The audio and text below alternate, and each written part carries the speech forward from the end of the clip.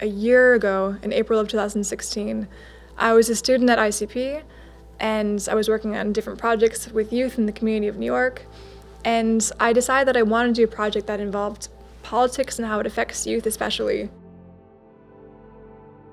Because of the political rhetoric I saw in my own country, I was very interested in how youth are responding and the role that they play.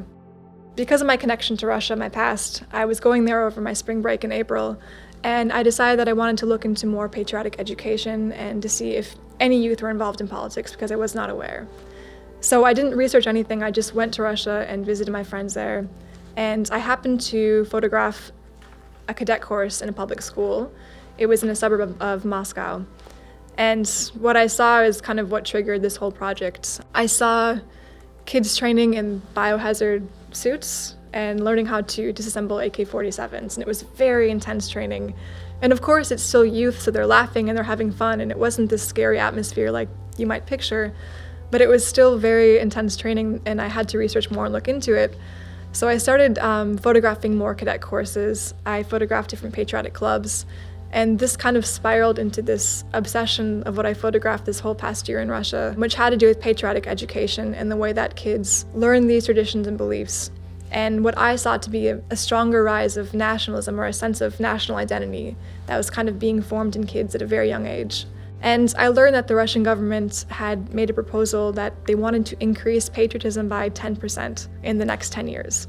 I'm not sure how they measured that, and it was a very interesting thing to say publicly, and that kind of made a premise for my project. So, as I mentioned before, I was kind of visually overwhelmed by what was happening. There's a lot of kids with guns, kids training, and of course, it's interesting to photograph, and it's a very interesting subject.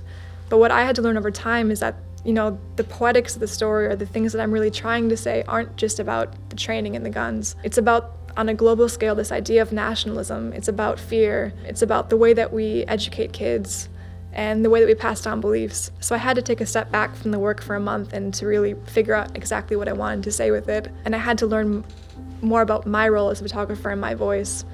It was a very long process to do that. So I kept going back to Russia over and over. I stayed for the summer and I went to different camps. I think the fact that I was able to live with the kids at these camps, spend a lot of time with them, helped me develop good relationships with them. It helped me to feel very natural with them and help them connect with me. I'm American, I'm not Russian, so being a foreigner, I wasn't sure if it would cause any problems for the project. But because I spoke Russian, obviously with a funny accent to them, and because I was a student, it helped me a lot. And they had never met an American before, so they were very curious, like what New York is like, and if I've been to Hollywood and all these questions. So I think for me, those things work to my advantage. There's a lot of mistrust between Russia and the United States, of course. And no matter where you are when you're photographing any military activity or training, and especially if you're ever just photographing youth, it's very difficult. So I had all of those things combined, which made it hard at times to get access. Some things were more easy than I expected. Initially, the way the project started, people were very open and very inviting to me. They allowed me into public schools, into their homes. People were curious to my thoughts as well. It was a good communication.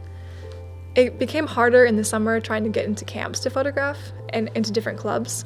So, for me, on average, I had to call about 40 or 50 different places before I got one yes. And the yes is more like a maybe come visit, we'll see if we like you.